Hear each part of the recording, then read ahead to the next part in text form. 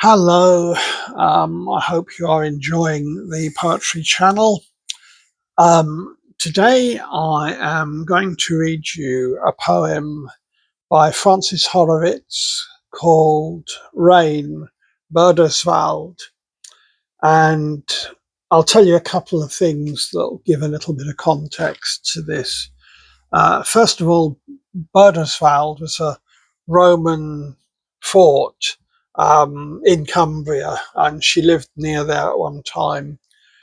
And secondly, it's worth knowing, considering what this poem says, that she did indeed have a rather short life.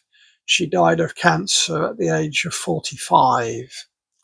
So, Rain, Birdoswald.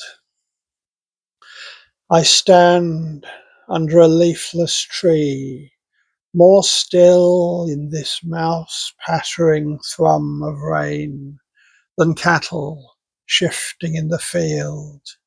It is more dark than light, a Chinese painter's brush of deepening grey moves in a subtle tide.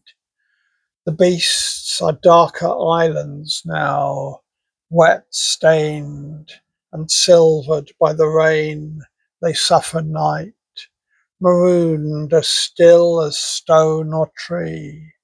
We sense each other's quiet. Almost death could come, inevitable, unstrange, as is this dusk and rain.